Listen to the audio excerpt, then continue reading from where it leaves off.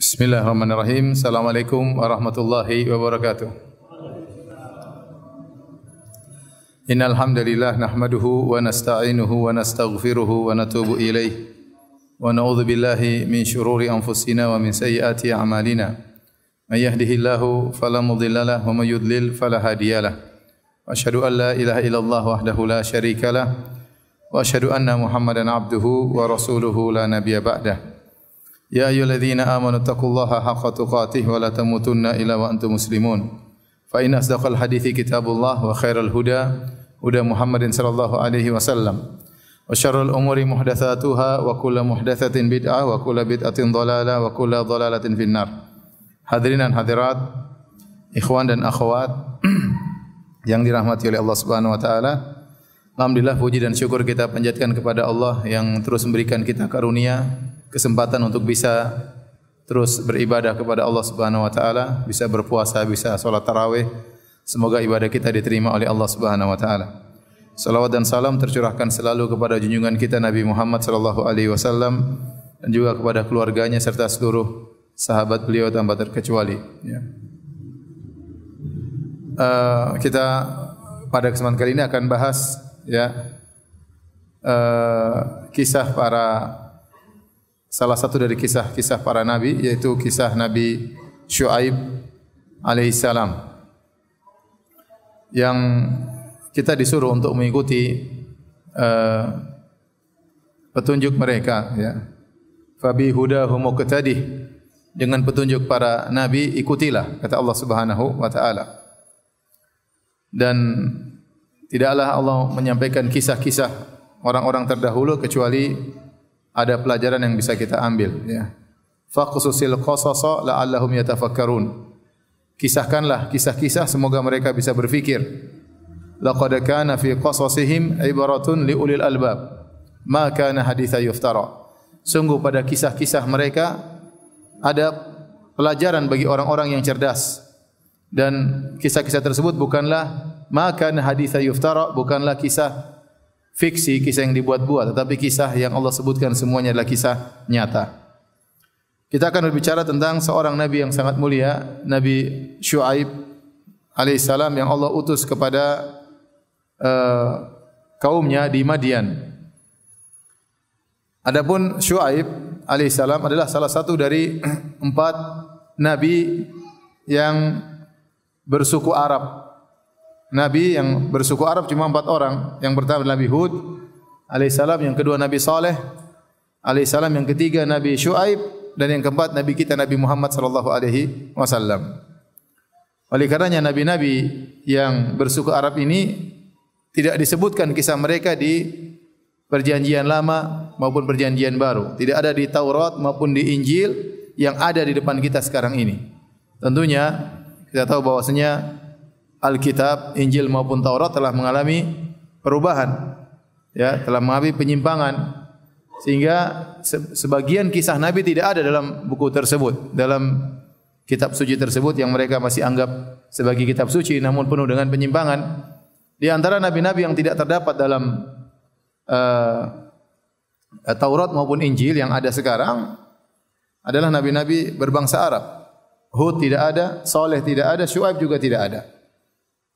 Sebagian orang menyangka bahwasanya lelaki yang bertemu dengan Nabi Musa alaihissalam, yang kemudian Nabi Musa menikah dengan putrinya di Madian, ya, adalah Syuaib. Namun ini dibantah oleh para ulama, karena Nabi Syuaib yang Allah kisahkan dalam Al-Quran jaraknya jauh sebelum Nabi Musa.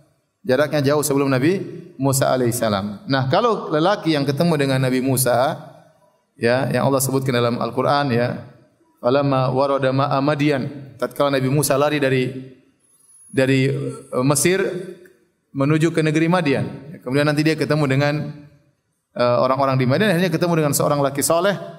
Itu disangka adalah Syuaib karena tempatnya sama-sama disebut Madian. Kalau lelaki ini yang ketemu dengan Nabi Musa alaihissalam, itu disebutkan dalam Perjanjian Lama, dalam kitab Keluaran, ya, disebut namanya Yitro. Mereka sebut namanya Yitro, ya, Y-I-T-R-O, ya. Kalau antum cari di Injil nanti ada Yitro, ya. Nah, itu bukan Syuaib, karena bukan Nabi Syuaib alaihissalam, karena zamannya berbeda, kisahnya juga berbeda. Adapun Nabi Syuaib yang akan kita ceritakan ini sama sekali tidak ada wujudnya dalam kitab Injil maupun Taurat. Ya, karena memang sudah mengalami penyimpangan sehingga tidak ada nabi-nabi Arab. Oleh karenanya mereka sering menuduh bahwasanya Muhammad, sampai sekarang mereka masih menuduh Muhammad itu hanya jiplak dari Taurat dan Injil. Kita bilang bantahannya sangat banyak. Bagaimana menjiplak? Nabi Muhammad tidak bisa baca dan tidak bisa tulis. Nabi Muhammad SAW tidak pernah belajar sama pendeta. Nabi Muhammad SAW juga kisah dalam Taurat dan Injil dibandingkan dengan Al-Quran ada banyak beda tentang Nabi-Nabi. Sebagaimana kita pernah jelaskan. Kalau Nabi-Nabi terdapat dalam Taurat dan Injil, Nabinya ada yang mabuk, Nabinya ada yang berzina, Nabinya ada yang nyuruh nyembah berhala. Adapun Nabi-Nabi dalam Al-Quran tidak ada yang demikian. Ya. Kemudian juga banyak kisah-kisah disebut Al-Quran tidak terdapat dalam Injil. Ya. Di antaranya kisah Nabi Musa secara detail tidak semuanya terdapat dalam Injil. Nabi Yusuf secara detail tidak semuanya terdapat dalam Injil. Demikian juga ada nabi-nabi yang tidak ada sama sekali di Injil, Nabi Hud, Nabi Saleh, Nabi siapa? Syuaib. Apalagi Nabi Muhammad sallallahu alaihi wasallam. Baik, jadi kita akan bercerita tentang kisah Nabi Syuaib alaihissalam. Nabi Syuaib alaihissalam disebut oleh Ibnu Katsir dalam tafsirnya juga dalam kitabnya Qasasul Anbiya. Nabi Syuaib ini tinggal di suatu daerah namanya Mu'an. Mu'an ini adalah satu daerah di atraf Syam, yaitu di ujung negeri Syam yang menuju ke daerah Hijaz. Kita tahu kan namanya Madinah. Kemudian kalau ke arah utara ke Tabuk, disitulah daerah Syam. Setelah Tabuk kemudian negeri Syam. Dan kita tahu bahwasanya Anbiya Bani Israel banyak yang tinggal di negeri Syam. Nah, Syuaib daerah Mu'an itu daerahnya di daerah Syam tapi di penghujung daerah Syam sebelum masuk dalam daerah Hijaz. Namanya Mu'an. Akan tapi disebut dengan Madian karena Nabi Syuaib alaihissalam nasabnya kembali kepada Madian. Nasabnya kembali kepada Madian sehingga disebut dengan kabilah Madian. Kabilah Madian. Dan betapa banyak tempat ya sebenarnya ada namanya tetapi karena didominasi oleh suatu kabilah maka tempat tersebut lebih dikenal dengan nama kabilah. Tempat tersebut lebih dikenal dengan nama kabilah. Contohnya Mu'an. Mu'an adalah suatu nama tempat. Tapi karena yang menempati adalah kabilah Madian sehingga daerah tersebut dikenal dengan daerah apa? Madian. Nabi Syuaib alaihissalam dia secara zaman dia setelah Nabi Lut alaihissalam ya. Makanya dalam Al-Quran dalam surat Hud ya kata Nabi Syuaib kepada kaumnya wa ma qaumu Lutin minkum biba'id dan sungguhnya kaum Lut tidak jauh daripada kalian wahai kaumku. Ya artinya zaman Nabi Syuaib setelah zaman Nabi Lut alaihi wasallam. Namun siapakah Syuaib? Ibnu Katsir menyebutkan beberapa pendapat tadi mengatakan Syuaib adalah keturunan Nabi Ibrahim alaihissalam. Nanti bin siapa bin Madian bin Ibrahim. Ya. Ada yang mengatakan Nabi Syuaib bukan keturunan Ibrahim. Nabi Syuaib dia adalah termasuk orang yang dulu tinggal bersama Ibrahim. Kemudian tatkala Nabi Ibrahim diusir dari kaumnya, dia juga ikut beriman bersama Nabi Ibrahim. Intinya kata Ibnu Katsir wa fi kulli hadza nazar. Semua pendapat ini perlu ditinjau kembali. Tidak ada yang jelas ya. Tapi yang jelas Nabi Syuaib seorang nabi yang mulia. Apakah dia keturunan Nabi Ibrahim atau keturunan yang lain? Ya, tidak jadi masalah. Yang penting dia seorang nabi yang mulia ya.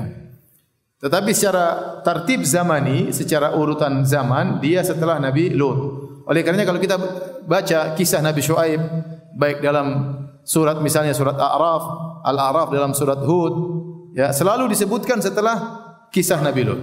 Selalu disebutkan setelah kisah Nabi. Disebut dulu pertama Nabi Hud, kemudian Nabi Saleh, kemudian Ibrahim, kemudian Lut, baru kemudian siapa?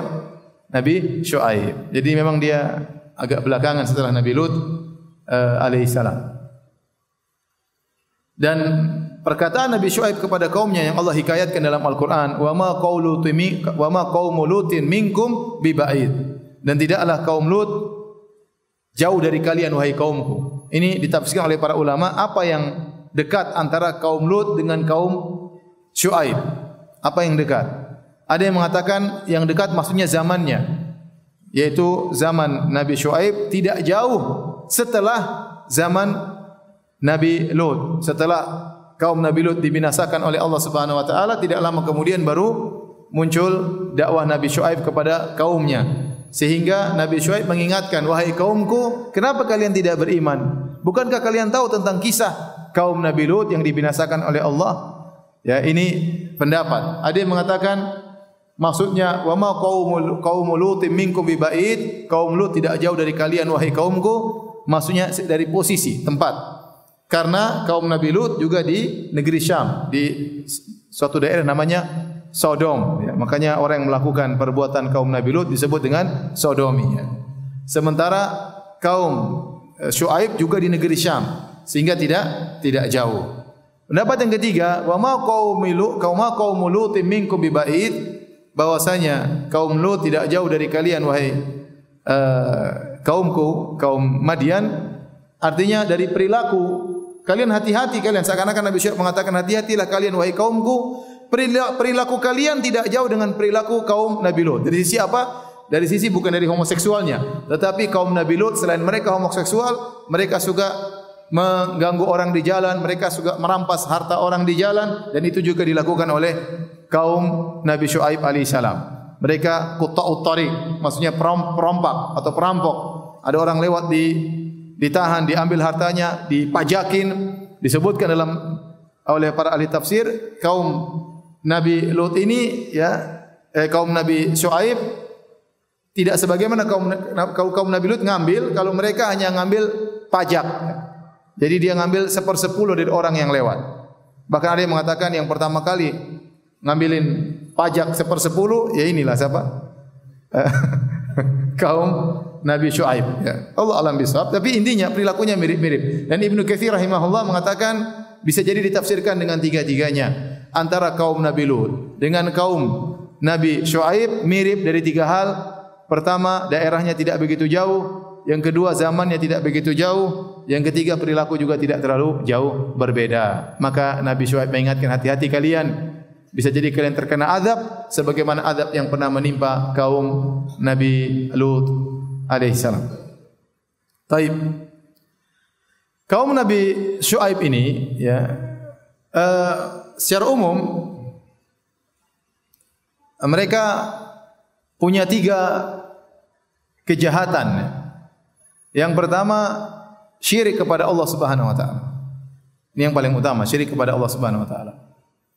Yang kedua, mereka melakukan pengurangan timbangan. Kalau jual barang dikurangi timbangan. Ini mereka suka melakukan demikian. Mengurangi timbangan, mengurangi takaran. Ini kerjaannya kaum Nabi Syuaib. Yang ketiga, mereka narik pajak tadi. Ada orang lewat di kampung mereka, tidak boleh lewat kecuali bayar 10% tanpa ada timbal balik. Tanpa ada timbal balik ya. Beda kalau misalnya kita pergi ke parkir mobil di bandara, ya kita dipajakin ongkos parkir. Ini bandara tidak berdiri sendirinya, semuanya pakai biaya untuk bangun bandara, biaya untuk maintenance-nya, maka ada uang parkir wajar. Ada kapal juga berhenti misalnya di pelabuhan, bayar pajak itu ada muqabil, ada pelayanan yang diberikan kepada kapal tersebut, maka dia bayar. Ini bukan ini yang dimaksud. Yang dimaksud dengan mukus pajak yaitu ngambil pajak tanpa ada timbal balik sama sekali. Cuma sekedar lewat suruh bayar. Ini tanah milik Tuhan, bukan milik kamu. Kemudian orang lewat kasih 10%. Ini yang sahabi maksin finnar, kata Nabi, penarik pajak di neraka. Disepakati oleh para ulama, penarik pajak yang seperti ini, yang menarik pajak tanpa ada pelayanan sama sekali, tidak ada timbal balik. Maka ini yang kata Nabi SAW di neraka. Sahabi maksin finnar. Ini yang pertama kali praktekkan ini, katanya kaum Nabi Syuaib. Jadi mereka melakukan 3 kejahatan, syirik kepada Allah, mengurangi timbangan dan takaran. Yang ketiga, narik pajak dari orang yang lewat di kampung mereka. Maka tatkala mereka sudah semakin parah, maka Allah pun mengutus Nabi Syuaib alaihissalam untuk mendakwahi mereka. Kisah Nabi Syuaib disebutkan oleh Allah Subhanahu wa taala dalam beberapa surat. Di antaranya surat Al-A'raf, kemudian surat Hud, kemudian surat Asy-Syu'ara dan surat Al-Ankabut. Surat Al-Ankabut. Tetapi yang paling banyak disebutkan di dua surat Al-A'raf sama surat Hud. Adapun kesyirikan yang mereka lakukan, mereka menyembah sebuah pohon namanya Aikah. Namanya Al-Aikah. Makanya Allah berfirman dalam surat Asy-Syu'ara, "Kadzdzaba ashabul aikata." Kadzdzaba ashabul aikatil mursalin. Sungguhnya penyembah Al-Aikah telah mendustakan para rasul. Ya. Idz qala lahum Syu'aibun ala tattaqun. Tatkala Syu'aib berkata kepada mereka, tidakkah kalian bertakwa? Ini yang mereka sembah ternyata pohon yang rindang yang disembah oleh penduduk Madian. Sehingga sebagian ahli tafsir menganggap bahwasanya Nabi Syu'aib diutus kepada dua kaum, kaum Madian sama kaum Al-Aikah. Kan dalam surat Al-A'raf kata Allah, wa ila Madyana akhahum Syu'aiba, dan kami utus kepada Madian saudara mereka Syu'aib. Tapi tatkala Allah sebut dalam surat Syu'ara, kata Allah, kadzdzaba ashabul aikatil mursalin. Sungguhnya ashab yaitu yang tinggal di Aikah, mereka menyangka Aikah itu nama tempat. Telah mendustakan para rasul. Idz qala lahum Syu'aibun, tatkala Syu'aib, Allah tidak mengatakan tatkala saudara mereka Syu'aib berkata kepada mereka bertakwalah. Adapun dalam surat Al-A'raf kata Allah, wa ila Madyana akhahum, kami utus kepada Madian saudara mereka, satu kabilah dengan mereka Syu'aib. Waktu Allah berbicara tentang Aikah, Allah tidak mengatakan saudara mereka. Berarti Aikah sendiri, Madian sendiri, dua tempat yang Nabi Syu'aib diutus kepada kaumnya, yaitu kaum Madian, dan Nabi Syu'aib diutus juga kepada kampung yang lain namanya kampung Aikah. Ini pendapat sebagian ahli tafsir. Namun yang benar dirajihkan oleh Ibnu Katsir rahimahullahu taala, ashabul Aikah mereka itulah ashabu Madian. Aikah itu bukan nama tempat. Al-Aikah adalah nama berhala yang mereka sembah berupa pohon. Tatkala Allah berbicara tentang Madian, Allah sebut akhahum, saudara mereka Syu'aib. Tapi tatkala Allah berbicara tentang Aikah, Allah tidak mengatakan saudara mereka Syu'aib, karena Allah sedang berbicara tentang kesyirikan mereka. Sungguhnya para penyembah Aikah telah mendustakan para rasul. Tatkala Allah tidak mengatakan saudara mereka Syu'aib, karena kalau dikatakan saudara mereka Syu'aib, seakan-akan Syu'aib juga ikut menyembah berhala tersebut. Maka tatkala Allah sebut tentang akidah, persaudaraan putus. Tidak ada persaudaraan. Syu'aib meskipun sama mereka satu suku bangsa, tapi kalau sudah berbicara tentang akidah, maka Syu'aib tidak ada saudaranya dengan kampungnya. Tapi tatkala Allah berbicara tentang kampung Madian, Syu'aib adalah saudara mereka. Paham sampai di sini? Jadi ashabul Aikah, ashabul Madian sama saja. Terkadang Allah berbicara tentang suku mereka Madian, terkadang Allah berbicara tentang peribadatan mereka menyembah Aikah. Maka kita pun demikian, kita ini orang Indonesia, kita sebangsa, satu saudara dari sisi orang Indonesia. Tapi kalau sudah bicara agama, maka kita bukan. Tidak ada ukhuwah fid din, tidak ada persaudaraan dalam agama. Ya, kita beda, Nasara lain, Hindu lain, bukan, tidak boleh kita bilang kita sama-sama saudara seagama, enggak boleh. Kita hanya bilang saudara dalam satu bangsa. Tapi dalam agama tidak ada persaudaraan. Persaudaraan semua terputus. Sebagaimana persaudaraan Syu'aib terputus dari mereka tatkala sudah bicara tentang akidah. Ya. Baik. Kita lanjutkan. Silakan buka surat Al-A'raf ayat 85. Ya. Kata Allah Subhanahu wa taala, wa ila Madyana akhahum Syu'aiba. Dan kepada penduduk Madian kami utus saudara mereka Syu'aib. Syu'aib ini disebutkan oleh sebagian salaf diberi gelar dengan khatibul anbiya, yaitu tukang ahli khutbahnya para nabi. Artinya dia kalau bicara sangat fasih. Dia pandai berbicara. Kalau dia berbicara sangat fasih. Makanya diberi gelar dengan khatibul anbiya. Kalau kita bahasa Indonesianya tukang khutbahnya para nabi. Ya. Jadi dia pandai dalam berbicara. Kata Allah, wa ila Madyana akhahum Syuaiba, kami utus kepada Madian saudara mereka Syuaib. Qala ya qaumi ibudullaha ma lakum min ilahin ghairuh. Yang pertama Nabi Syuaib dakwahkan adalah tauhid. Wahai kaumku, beribadalah kepada Allah saja, tidak ada sembahan selain Allah bagi kalian. Sembahlah Allah semata. Dan seluruh nabi demikian, ya. Walaqad ba'atna fi kulli ummatin rasulan an ibudullaha wajtanibut taghut. Sungguh kami telah mengutus bagi setiap umat seorang rasul yang setiap rasul tersebut berkata, "Ubudullaha, sembahlah Allah, wajtanibut taghut, dan jauhilah sesembahan selain Allah." Jadi konsentrasi dakwah para anbiya adalah tentang tauhid.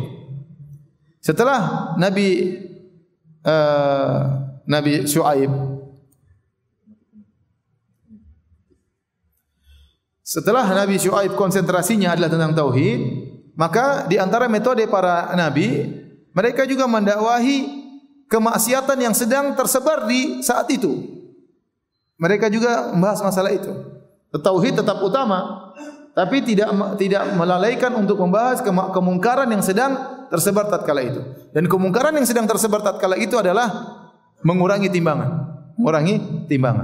mengurangi takaran. Oleh karenanya kata para ulama, mengurangi timbangan, mengurangi takaran dosa besar. Dosa besar. Dia dosa besar, diancam dengan neraka. Makanya apalagi berkaitan dengan bermuamalah dengan orang lain. Makanya Allah berfirman dalam surat Al-Mutaffifin, wailul lil mutaffifin. Celaka bagi orang-orang yang melakukan tatfif. Tatfif adalah mengurangi takaran sedikit, ya. Sehingga tidak begitu kelihatan, harusnya 10 kilo, dia kasih 9,8 kilo. Kurangi sedikit.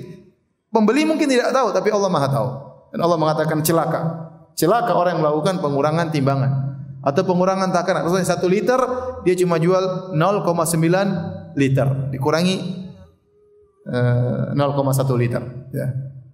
Ya, ini namanya tatfif. Ini meskipun sedikit dikurangi dosa besar. Dosa besar. Maka sampai-sampai ada suatu kaum pernah diazab gara-gara ini di antaranya. Benar mereka syirik, tapi di antara yang menyebabkan mereka segera diazab selain mereka syirik, mereka juga mengurangi apa? Timbangan. Mereka juga mengurangi timbangan. Oleh karena hati-hati seorang bermuamalah, apalagi muamalah dengan orang lain, ya. Dosa kalau sudah muamalah dengan orang lain ini bahaya. Banyak dosa-dosa besar karena bermuamalah dengan orang lain salah. Riba contohnya ini mengurangi timbangan. Ini bermuamalah dengan orang lain. Jadi mereka melakukan tatfif, dikurangi takaran dan timbangan. Maka yang dimulai didakwahi adalah masalah tauhid. Ubudullaha ma lakum min ilahin ghairuh. Sembahlah Allah dan jangan kalian menyembah selain Allah. Qad ja'atkum bayyinatun min rabbikum. Telah datang penjelasan, hujjah dari Rabb kalian. Baru kemudian Nabi Syuaib berkata, fa'auful kaila wal mizana. Maka sempurnakanlah takaran dan timbangan. Al-kail, volume, takaran. 1 liter, 2 liter. Al-mizan, 1 kilo, 2 kilo. Ya. Jadi ada 2. Al-kail wal mizan. Al-kail maksudnya takaran, volume. Al-mizan maksudnya berat, thiqal. Wala tabkhasun nasa asya'ahum. Dan jangan kurangi hak-hak orang. Tidak disebutkan secara jelas apa hak orang yang mereka kurangi. Ya. Yang jelas mereka mengurangi timbangan, takaran, dan mereka mengurangi hak orang lain. Mereka menzalimi orang lain. Wala tufsidu fil ardi ba'da islahiha. Dan jangan kalian melakukan kerusakan. Di antaranya mereka narik pajak dari orang-orang yang lewat. Ya. Orang lewat tarik pajak 10% tanpa ada dalih, tanpa ada sebab yang harus menarik pajak dari mereka. Dzalikum khairul lakum in kuntum mu'minin. Ini lebih baik bagi kalian jika kalian beriman.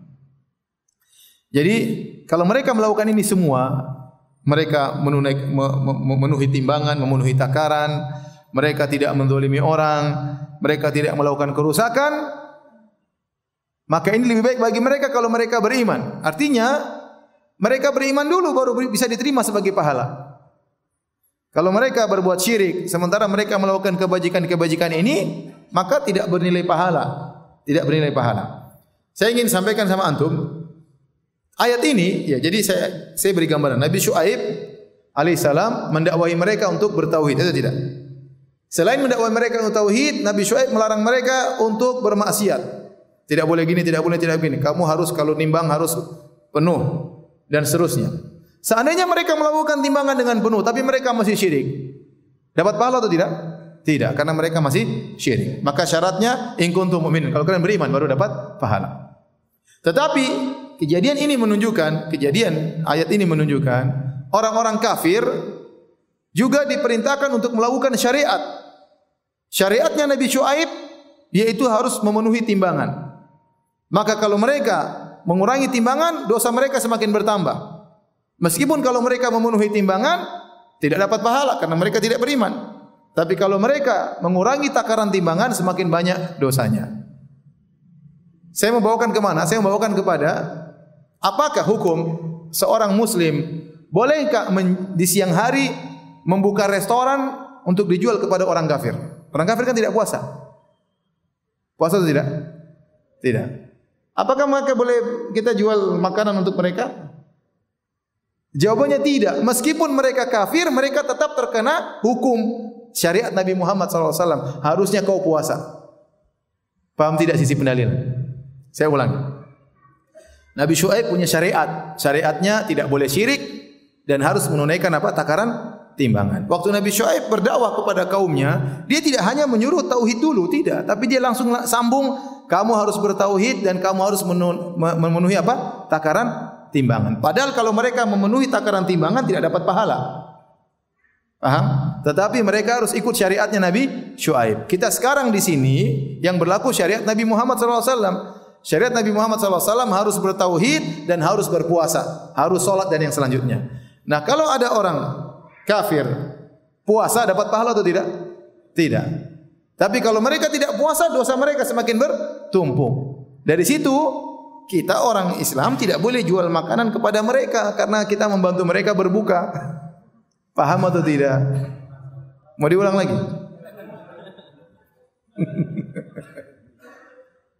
Ini dalil bahwasanya orang Islam tidak boleh jual apa? Makanan kepada orang kafir di siang hari bolong. Ya. Orang kafir tidak apa-apa kau minum khamar, ya udah kita jualan khamar aja. Tidak boleh, syariat kita melarang. Tidak boleh kita bantu mereka minum apa? Khamar. Tidak boleh. Meskipun dalam syariat mereka diperbolehkan karena mereka harus mengikuti syariat Nabi Muhammad SAW. Begitu Nabi SAW diutus, seluruh syariat Nabi mansukh. Tidak berlaku lagi. Yang berlaku hanya Nabi Muhammad SAW. Makanya Rasulullah SAW mengatakan, La yasma'u bi ahadun min hadhil umma yahudiyyun wala nasraniyun thumma yamutu wa lam yu'min billadhi ursiltu bihi illa kana min ahlin nar. Dalam Sahih Muslim kata Nabi SAW, tidak seorang pun dari umat ini, Yahudi maupun Nasrani, apalagi agama yang lain, mendengar tentang aku, kemudian meninggal tidak beriman dengan apa yang aku bawa, kecuali penghuni neraka jahanam, kata Nabi SAW. Jadi, kalau istilah usul fikihnya, al-kuffar mukhatabuna bi furu'i syariah. Ini yang tahu bahasa Arab aja yang ngerti. Yang enggak tahu ya sudahlah. Maksudnya orang-orang kafir itu bukan cuma disuruh untuk bertauhid saja, mereka juga diwajibkan untuk menjalankan syariat apa? Islam. Hanya saja tatkala mereka belum bertauhid, kalau mereka kerjakan tidak dapat pahala, tapi kalau mereka tinggalkan dosanya dapat juga. Paham? Paham ya? Ya sudah. Saya ragu, antum gini-gininya kurang mantap. Apa karena puasa, apa karena enggak paham? Kita lanjutkan. Kata Nabi Syuaib terus menasihati mereka, "Wala taqudu bi kulli siratin tu'iduna wa tasudduna an sabilillah man amana bihi wa tabghunaha iwaja." Janganlah kalian nongkrong di tiap-tiap jalan dengan menakut-nakuti dan menghalang-halangi orang yang beriman di jalan Allah. Jadi ada orang, disebutkan oleh sebagian ahli tafsir, ada orang mau datang ke pengajian Nabi Syuaib, dilarang-larang sama kaum Madian. Jangan. Dihalang-halangi. Kamu kalau beriman sama Syuaib, awas ya. Ditakut-takuti. Ya. Ditakut-takuti. Ya. Wa tabghunaha iwajan. Dan kalian ingin agar jalan Allah menjadi bengkok. Ini kata para ulama dalil bahwasanya Nabi Syuaib berdakwah di sukunya sendiri, tetapi ada suku lain yang beriman. Dan itulah banyak kejadian seperti itu. Orang jauh lebih beriman daripada orang dekat. Sampai Nabi Muhammad SAW saja Quraisy lebih sedikit, lebih banyak apa? Kaum Ansar yang beriman. Justru yang dekat dengan Nabi SAW malah memusuhi Rasulullah SAW. Dan betapa banyak dai seperti begitu. Ada dai keluarganya tidak begitu percaya sama dia. Tetapi orang-orang jauh malah mudah beriman. Ada kejadian seperti itu. Ada kejadian seperti itu. Jadi yang beriman kepada Nabi Syuaib justru orang yang mungkin jauh-jauh dari kampung-kampung jauh, waktu mau ngaji sama Nabi Syuaib dihalang-halangi sama suku-suku dekatnya, keluarganya. Kemudian kata Nabi Syuaib, "Wadhkuru idh kuntum qalilan fakatsarakum." Dan ingatlah kalian, dulu kalian masih sedikit, lalu Allah jadikan kalian banyak, semakin kuat, beranak pinak, ya. Ini nikmat. Harusnya kalian bersyukur kepada Allah, harusnya kalian beribadah kepada Allah.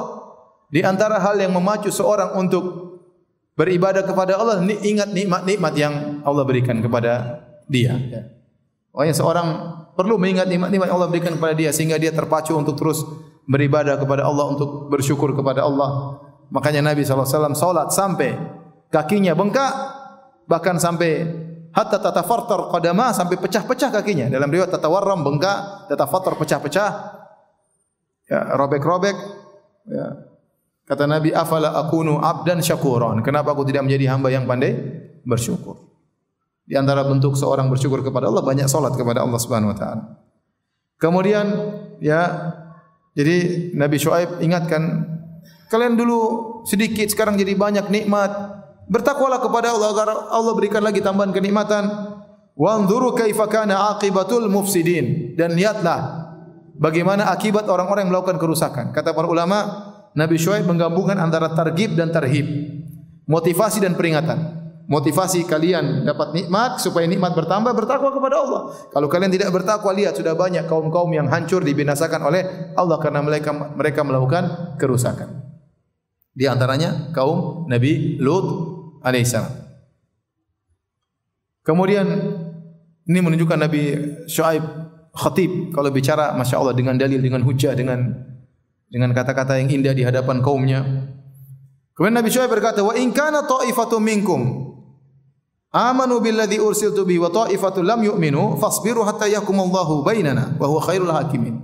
Sampai Nabi Syuaib begitu lembutnya, dia mengatakan, kenyataannya sekarang sebagian kalian beriman, sebagian kalian tidak beriman kepada, tidak beriman kepada Allah. Ya sudah. Kalau memang kalian tidak mau beriman, sabarlah, tunggu apa Allah kasih keputusan kepada kita. Siapa yang benar? Ya, seakan-akan Nabi Syuaib begitu lembutnya saya mengatakan, ya kalau kalian tidak beriman, tunggu nanti lihat apa yang akan terjadi, ya.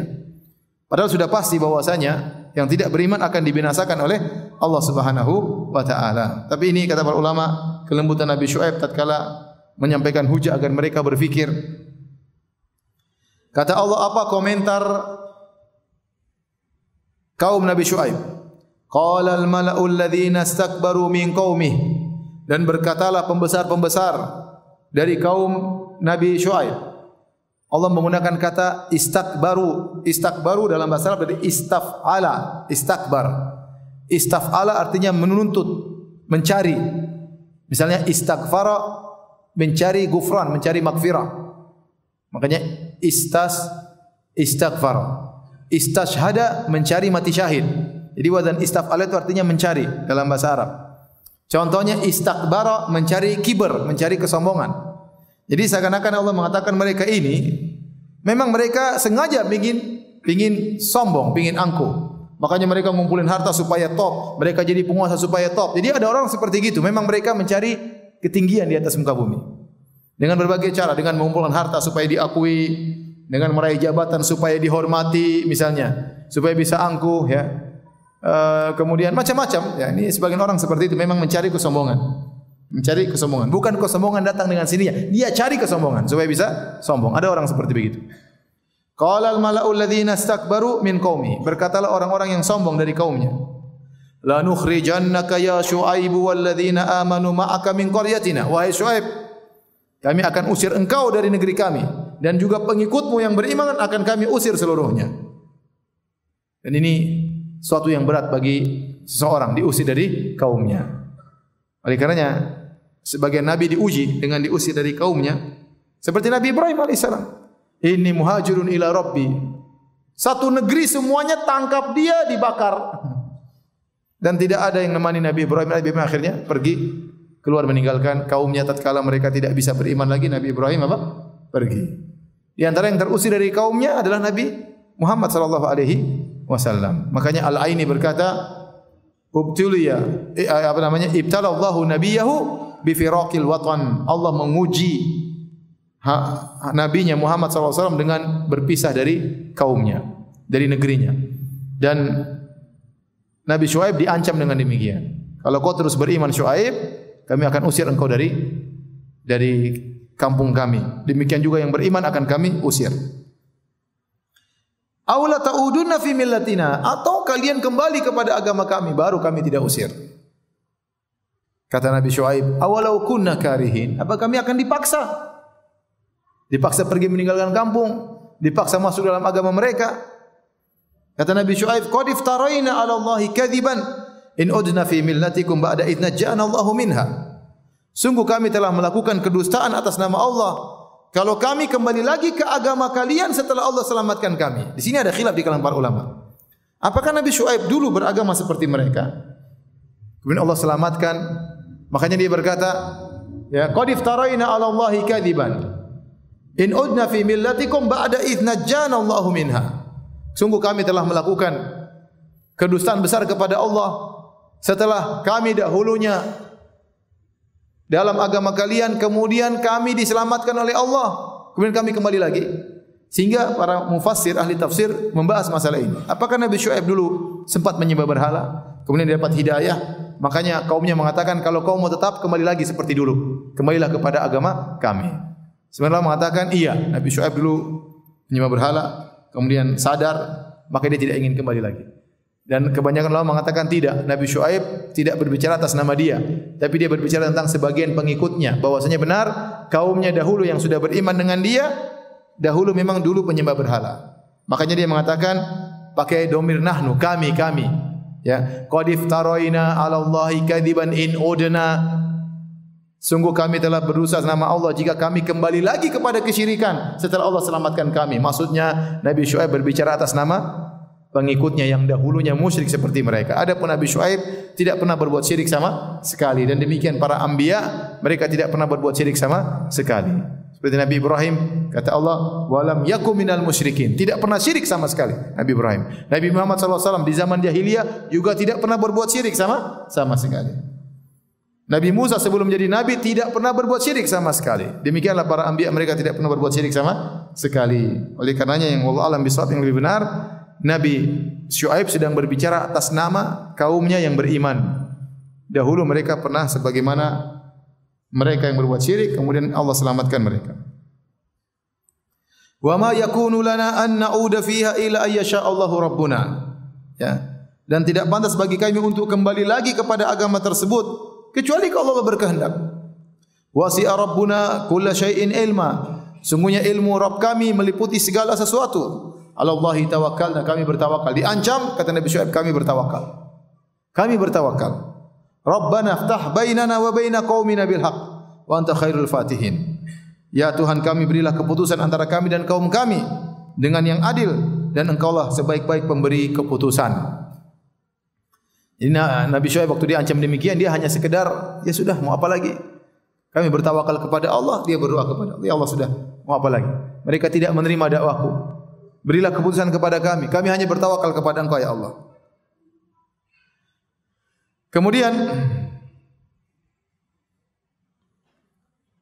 para pembesar-pembesar kaum Madian ini selain memprovokasi Nabi Syuaib dan kaumnya, mereka juga memprovokasi yang belum beriman. Kata mereka, wa qala al-mala'u alladziina kafaru min qaumi la in ittaba'tum Syuaiban innakum la khasirun. Kalian yang belum beriman, hati-hati, jangan beriman sama Syuaib. Kalau kalian ikut Syuaib, kalian benar-benar merugi. Rugi nanti. Harta rugi, dunia rugi. Jangan ikut Syuaib. Allah berkata, فَأَخَذَتْهُمُ الرَّجْفَةُ فَأَصْبَحُوا فِي دَارِهِمْ جَاثِمِينَ. Lantas mereka pun ditimpa dengan rajfah. Rajfah itu zilzal, gempa yang dahsyat. Kemudian mereka pun tersungkur, mati dalam kondisi jathimin, yaitu bersandarkan kepada lutut mereka sambil kepala mereka seperti orang sedang sujud, yaitu kepala mereka tersungkur di atas kaki, sementara dia bersandar di atas apa? Kaki. Kepalanya jatuh dan kakinya jadi dalam kondisi berlutut waktu mereka mati ditimpa dengan gempa tersebut.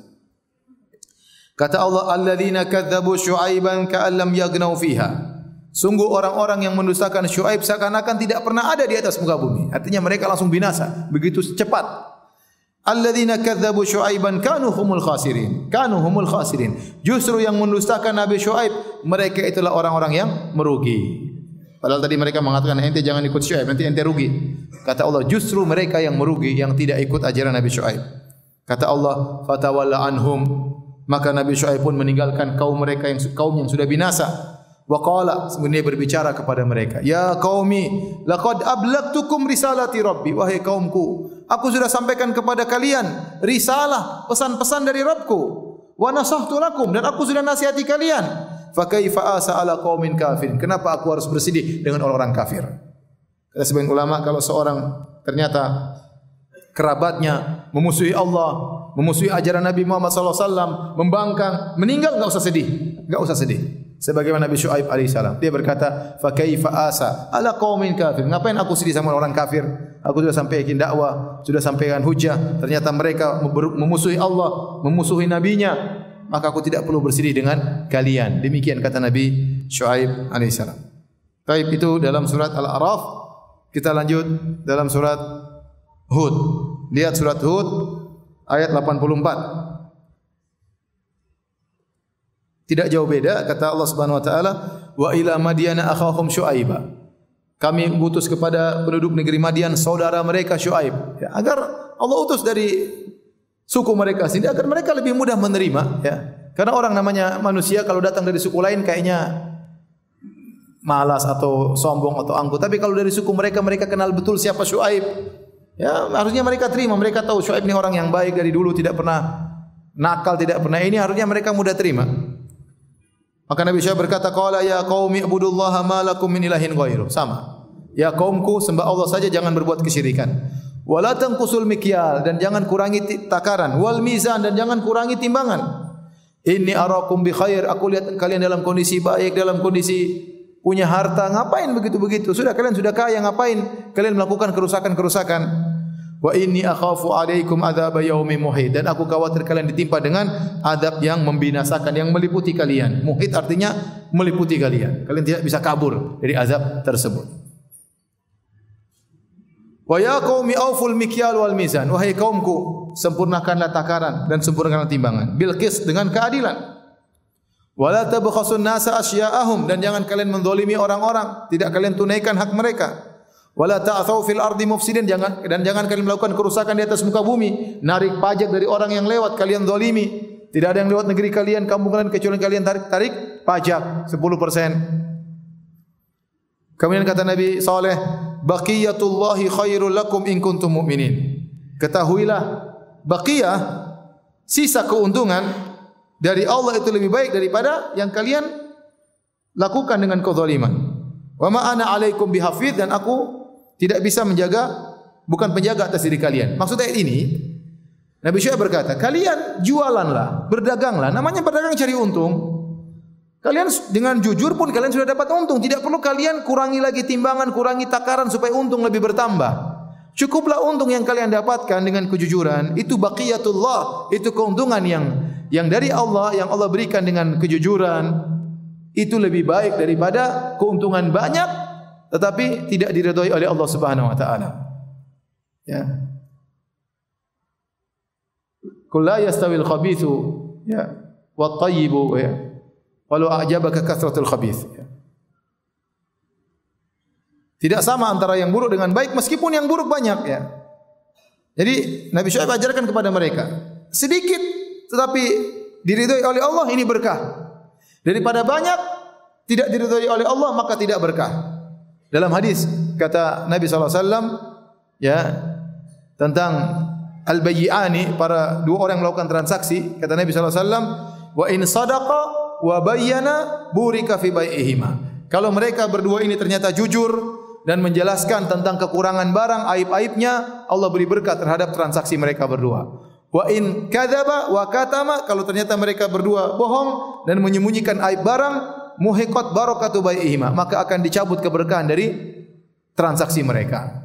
Betapa banyak orang memiliki harta yang banyak tapi enggak ada keberkahan. Benar enggak ada keberkahan, dia tidak merasakan kebahagiaan. Betapa banyak orang yang punya harta tapi seakan-akan al-faqr baina yadayhi, seakan-akan dia miskin. Dia masih tamak, masih perlu, masih khawatir, padahal hartanya sudah banyak. Kenapa? Tidak berkah. Tidak berkah. Betapa banyak orang punya harta habis begitu, saya tidak tahu ke mana. Saya sering ketemu orang, bukan satu dua orang. Berapa orang? Ustaz, dulu saya kerja, duit saya banyak tapi tidak berkah. Saya enggak tahu ke mana duit saya sekarang. Habis begitu saja. Tadi dia buat maksiat, buat jalan-jalan, buat apalah macam-macam, tahu-tahu habis. Terkadang habis gara-gara mungkin ada yang sakit, ada yang ini, atau anaknya narkoba, habis begitu saja. Ya, tidak berkah. Kalaupun hartanya banyak, tidak ada keberkahan hatinya. Ya. Tadi dia tamak dan tamak dan tamak. Oleh kerana seorang berusaha meskipun qalil,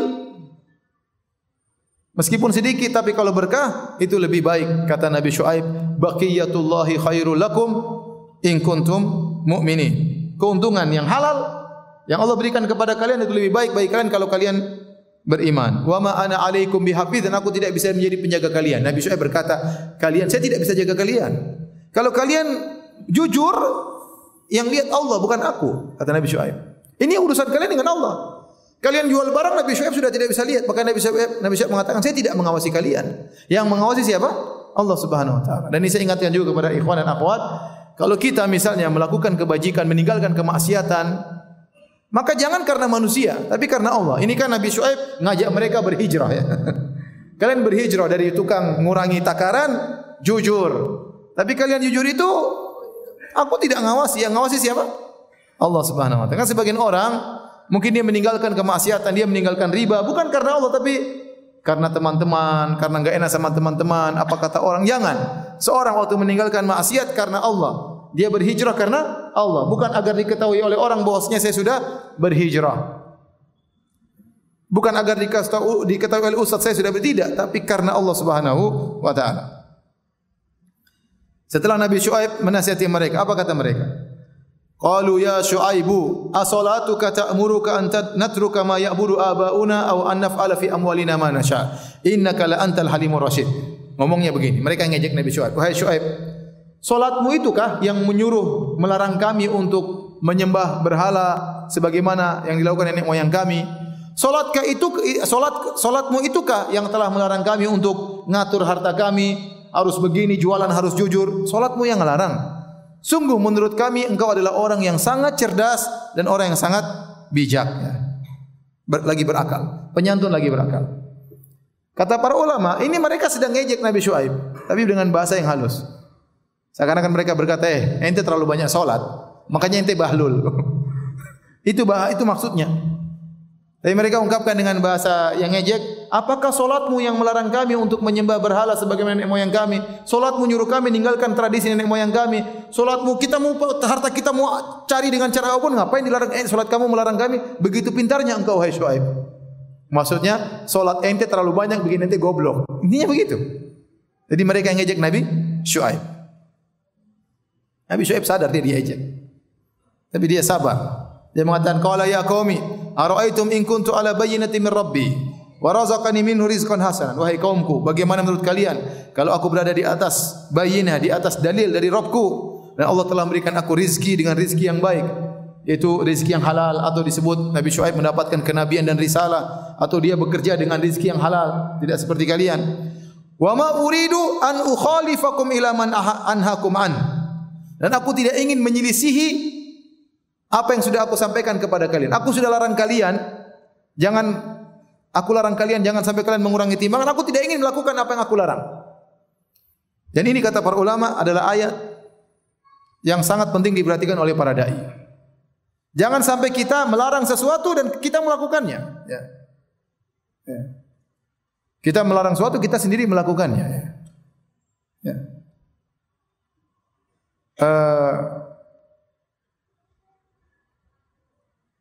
Sama seperti firman Allah Subhanahu wa taala, atamuruna bil birri wa tansawna anfusakum. Atamuruna an-nasa bil birri wa tansawna anfusakum. Ini Allah ceritakan kepada orang Bani Israel.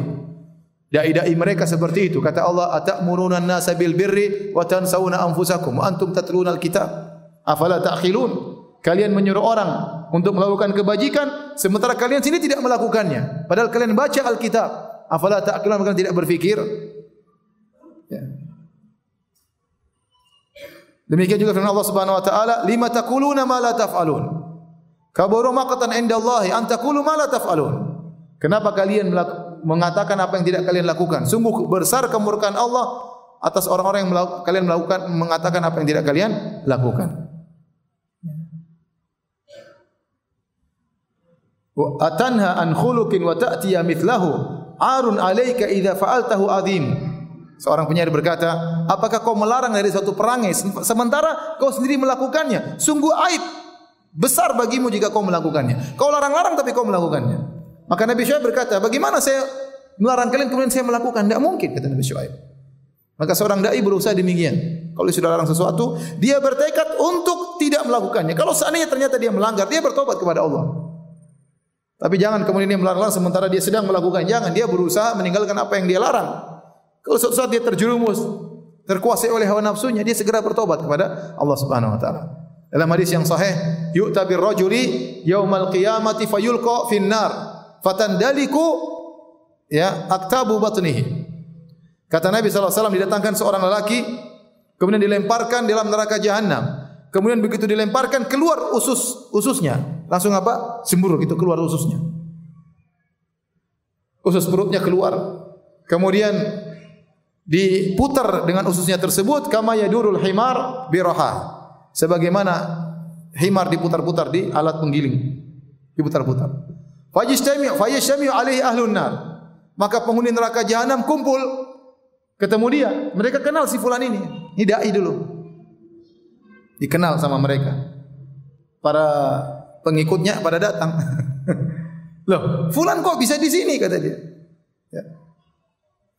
Bukankah kau dulu menyuruh kami melakukan kebajikan, melarang kami dalam kemaksiatan, kok bisa ikut kami di sini? Orang penghuni neraka pada ngumpul ngeliatin dia. Kata dia, benar. Kuntu anhaakum an amrin, aku dulu melarang amurukum bil ma'ruf falam ati. Dulu aku menyuruh kalian berbuat kebajikan, aku tidak kerjakan. Dan aku melarang kalian melakukan suatu perkara dan aku lakukan. Ya, jadi hati-hati. Antum yang suka share-share juga hati-hati ya. Ya. Share ini terus antum tidak kerjakan. Antum waktu nge-share, antum harus niatkan saya akan kerjakan. Antum waktu melarang sesuatu ini hukumnya haram, antum share, antum berusaha niatkan, antum juga berdakwah dengan men-share itu. Antum niatkan untuk kerjakan. Seandainya ya, antum satu saat terjerumus, antum bertobat kepada Allah. Ya, bukan berarti tidak boleh salah. Kalau tidak boleh salah hanya para nabi yang bisa berdakwah. Kalau seorang boleh berdakwah, semua yang dia kerjakan dia lakukan, semua yang dilarang dia tinggalkan, maka tidak ada yang bisa berdakwah. Siapa yang tidak punya salah? Orang pasti punya salah. Tapi dia bertekad waktu dia menyampaikan, dia akan melakukannya.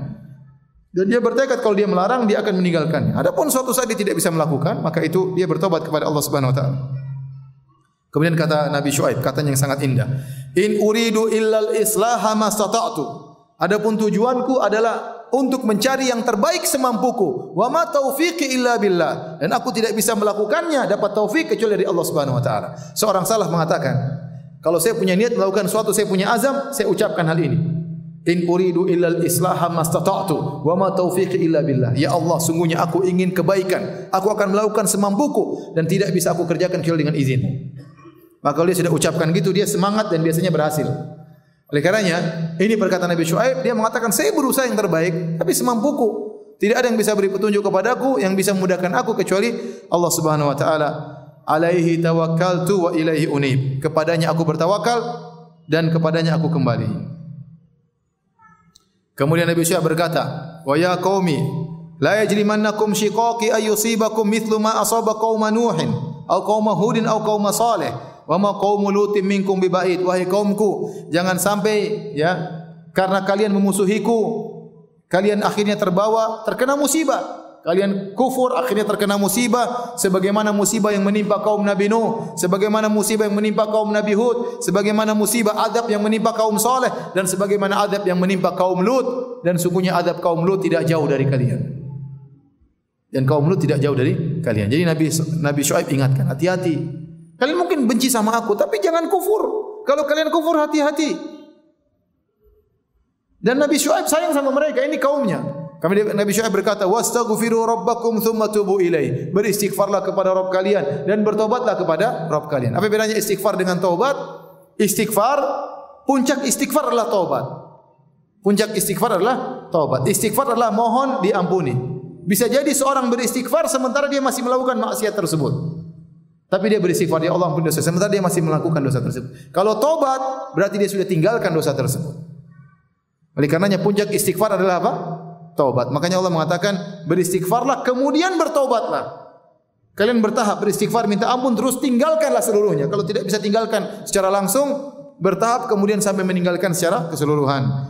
Inna Rabbi rahimu wadud. Perhatikan sini kata Nabi Syuaib. Sungguhnya Rabbku rahim, sangat sayang, wadud, sangat cinta kepada kalian kalau kalian bertobat. Ada orang rahmat itu apa ya? Mengasihi. Tapi belum tentu mencintai. Contoh, kita melihat ada orang mungkin di jalan terluka, kita tidak cinta sama dia, tapi kita kasihan sama dia. Namanya rahmat. Ya. Tapi kalau rahmat dibangun di atas cinta, ini maka luar biasa. Kita sayang sama dia karena kita cinta kepada dia. Seperti anak-anak, seperti istri, ya, anak-anak, istri-istri. Kita sayang dibangun karena kita cinta kepadanya. Nah, Nabi Syuaib mengatakan, kalau kalian bertobat setelah bermaksiat, setelah syirik, setelah mendolimi orang, setelah mengurangi takaran, kalian bertobat, Allah akan sayang kepada kalian sekaligus cinta kepada kalian.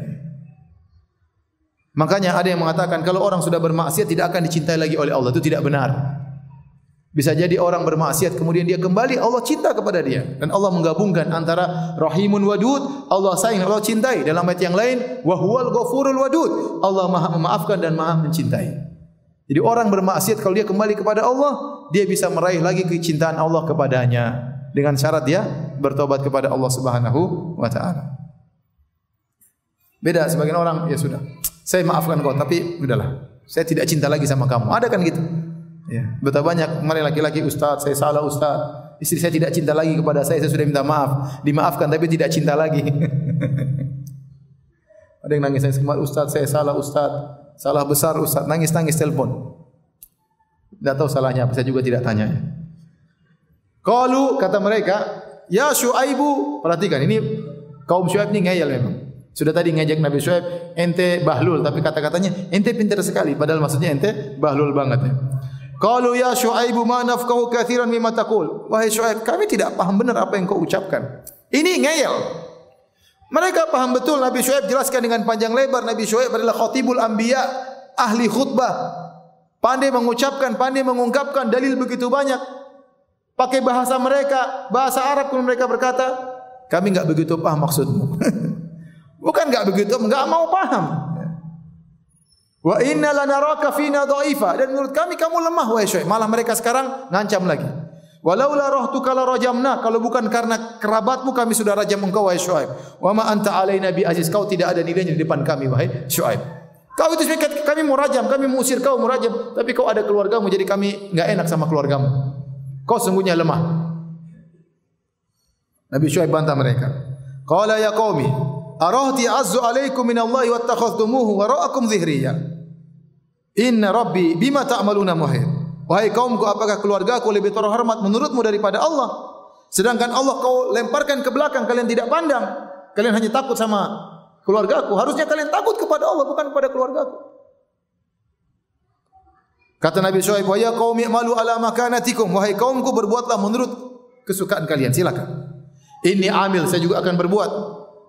Ini terakhir, saufa ta'lamuna man ya'tihi adzabun yukhzihi wa man huwa kadhib. Kalian akan tahu siapa yang akan ditimpa dengan azab yang menghinakannya dan siapa yang dusta. Wartaqibu inni ma'akum raqib. Tunggulah itu. Kita sama-sama tunggu azab. Kita akan tahu siapa yang bahlul, siapa yang lemah, siapa yang binasa. Kita tunggu. Nabi Syuaib. Akhirnya Allah turunkan azab. Kata Allah, "Walamma jaa'a amruna najjayna Syuaiban walladzina amanu ma'ahu." Tatkala datang keputusan kami, azab kami selamatkan Syuaib dan orang-orang beriman bersamanya. Bi rahmatin minna, karena kami kasih sayang kami. Wa akhadhatil ladzina zalamu as-sayhatu fa asbahu fi diyarihim jathimin. Maka mereka ditimpa dengan suara yang menggelegar. Kemudian mereka pun jadi mayat-mayat yang bergelimpangan tanpa nyawa. Ka'allam yaghnau fiha.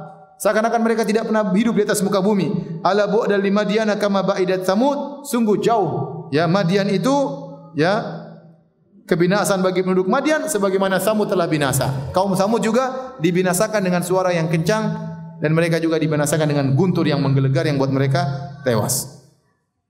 Jadi para hadirin dan hadirat Allah Subhanahu wa taala, ternyata kaum Syuaib ini, kaum Madian dibinasakan dengan dua azab. Dengan rajfah, fa akhadathumur rajfah. Dalam ayat sebelumnya dalam surat Al-A'raf, mereka digoncang, dan dalam surat Hud disebutkan dengan suara yang kencang.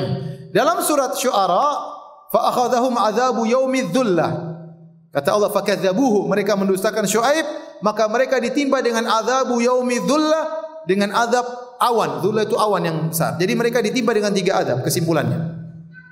Yang pertama dengan goncangan, yang kedua dengan suara yang kencang, yang ketiga dengan awan. Ya. Ibnu Katsir menjamakkan tiga azab ini yang Allah datangkan kepada mereka. Mereka menggoncangkan kenapa dalam surat Al-A'raf? Karena mereka melakukan irjaf, rajfah, irjaf. Irjaf itu mereka memprovokasi orang. Ngapain ente ke Syuaib? Orang ke Syuaib dihadang-hadangi. Ente awas kalau ikut Syuaib nanti ente miskin, ditakut-takuti. Maka mereka digoncangkan sebagaimana mereka menggoncangkan iman orang-orang. Kemudian waktu mereka ditimpa dengan suara yang menggelegar karena mereka banyak omong. Kata mereka, ya Syuaib, kami enggak ngerti ente ngomong apa. Mereka angkat suara mereka sambil membentak-bentak Syuaib. Maka Allah turunkan suara membentak mereka, mematikan mereka. Adapun mereka ditimpa dengan awan yang datang kemudian melemparkan petir-petirnya, maka karena mereka dalam surat Asy-Syu'ara mereka berkata, fa askit alaina kisafan. Wahai Syuaib, kalau kau memang seorang nabi, turunkan ya langit timpakan kepada kami. Kalau kau memang seorang nabi, in kunta minas shadiqin. Kalau kau benar-benar seorang nabi, maka Allah kabulkan doa mereka ya. Disebut oleh Ibnu Katsir, jadi waktu Allah menurunkan azab kepada mereka, mereka dibuat kepanasan. Panas tetapi tidak ada angin sama sekali. Bila orang panas mungkin keluar ada angin sejuk. Ini panas, gerah tapi enggak ada angin. Mereka percuma, mereka ke bawah pohon enggak ada angin yang menerpa sama sekali. Mereka masuk tetap kepanasan di mana-mana. Mereka kepanasan, tidak ada angin yang berhembus sepoi-sepoi. Sehingga mereka bingung. Akhirnya mereka keluar. Mereka keluar karena disebutkan seminggu mereka kepanasan demikian. Parah, menderita luar biasa. Ya, kepanasan, mereka keluar, mereka lihat awan. Mereka senang, ini awan mungkin bikin angin sepoi-sepoi atau turun hujan. Ternyata itu awan apa? Awan azab. Begitu mereka tiba di bawah awan tersebut, maka bergetarlah bumi, digoncang mereka. Kemudian datanglah petir-petir menyambar mereka. Kemudian keluar suara yang menggelegar. Maka mereka tewas dengan tiga azab tersebut. Inilah kisah Nabi Syuaib dan kaumnya yang dibinasakan oleh Allah karena membangkang perintah Allah Subhanahu wa taala. Demikian saja, wallahu taala alam bisawab. Kalau ada yang bertanya saya persilakan.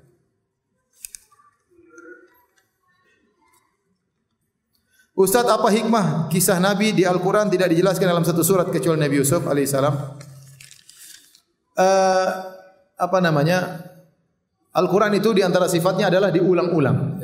Jadi sehingga Allah ingin agar kisah ini, orang baca surat ini teringat lagi kisah ini karena banyak pelajaran. Dan tidaklah setiap diulang pasti ada pelajaran yang berbeda. Tadi kita sebutkan saja contoh kisah Nabi siapa? Nabi Syuaib, yang satu dalam ayat yang lain, dalam ayat ini juga lain. Meskipun kisahnya sama, tapi ada saja tambahan-tambahan faedah yang tidak disebutkan dalam surat yang lain. Ini orang agar baca semuanya ya, agar baca semuanya, agar mereka bisa memahami Al-Quran dengan baik. Allah ingin kita baca Al-Quran berulang-ulang, dan peringatan memang perlu berulang-ulang. Peringatan perlu berulang-ulang. Sehingga tatkala kita baca surat ini kita diingatkan dengan kisah umat-umat terdahulu. Kita baca surat yang kemudian lagi ada diingatkan lagi. Kita baca surat diingatkan lagi. Adapun Nabi Yusuf, Allah mengatakan ahsanal qasas, kisah yang terindah, maka Allah kumpulkan dalam satu surah. Langsung dikumpulkan semua di situ. Allah alam bisawab.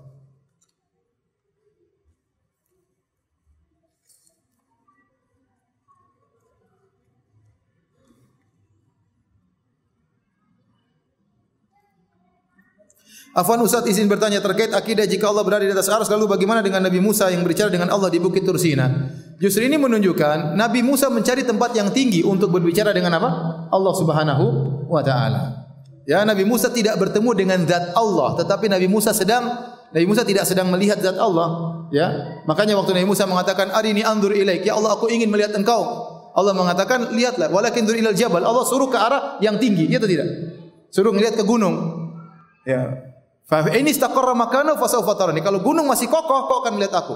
Falamma tajalla rabbuhu, tatkala Allah bertajalli, tajalli dalam bahasa Arabnya zuhur, ya, mulai muncul, maka hancurlah gunung tersebut, Nabi Musa tewas, ya. Tapi intinya terlalu banyak dalil menunjukkan Allah di atas. Sebagian orang hanya syubhat dengan satu ayat. Justru kita bilang dalam ayat tersebut ada bantahan. Kenapa? Justru dia pergi ke bukit untuk bertemu dengan Allah, berarti menuju ke arah yang apa? Tinggi, dan tempat tertinggi waktu itu di situ. Paham? Beda dengan Nabi Muhammad SAW langsung ketemu dengan Allah, dibawa ke langit ketujuh. Ya. Ya. Paham? Jadi itulah lokasi terdekat yang mungkin untuk bisa bertemu dengan Allah, yang paling lebih dekat dengan Allah ke arah yang lebih apa? Lebih tinggi. Ustaz, apakah pemungutan pajak di zaman Nabi Syuaib seperti di negeri kita? Ente aja nilai sendiri, saya enggak tahu. Setahu saya ada bedanya. Kalau yang jelas yang maksud saya Nabi Syuaib ini sekedar kaumnya ngambil tanpa ada timbal balik, ya. Seharusnya pajak kalau diambil ada timbal baliknya. Kalau tidak ada timbal baliknya, itulah kezaliman. Itulah apa? Kezaliman. Karena hukum asal kita ngambil uang orang, hukum asalnya haram. Tidak boleh kita ambil kecuali ada timbal balik. Adapun ambil tanpa timbal balik, itulah kezaliman.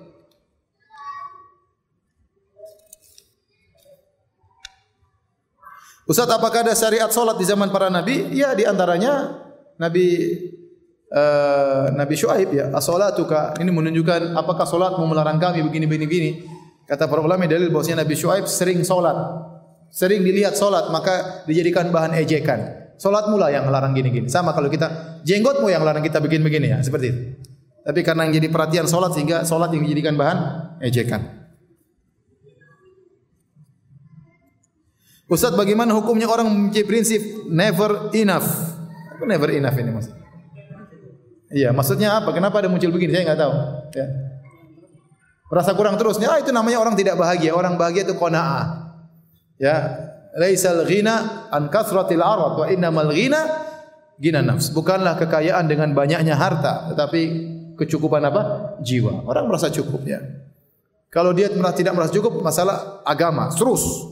Jangan pernah putus asa, terus mau yang tinggi. Kalau masalah dunia, cukup. Udah cukup, secukupnya.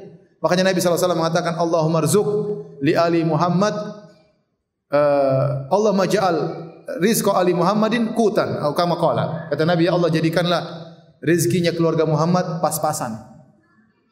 Itu doa Nabi SAW. Kutan maksudnya pas-pas, cukupnya. Tidak ingin banyak-banyak, membuat hisab panjang. Secukupnya, yang penting cukup, tidak kekurangan, ya, tetapi tidak berlebihan. Itu doa belum bisa saya ucapkan sampai sekarang. Berat. Nabi SAW. Ustaz, apakah boleh berwudu dengan tetap menggunakan jam tangan? Boleh, jam tangan cincin tapi digerakin. Digerakin agar terkena apa? Air. Boleh kalau jamnya sampai sempit banget, harus kena air. Jadi digerakin atau dilepas. Kalau longgar seperti saya, apalagi pas puasa, ya, agak kurus dikit, ya. Ustaz, apa hukumnya solat pakai baju lambang setan? Ngapain solat pakai baju lambang setan? Baik, demikian saja kajian kita. Subhanakallah bihamdik, asyhadu an la ilaha illa anta, astaghfiruka wa atubu ilaik. Assalamualaikum warahmatullahi wabarakatuh.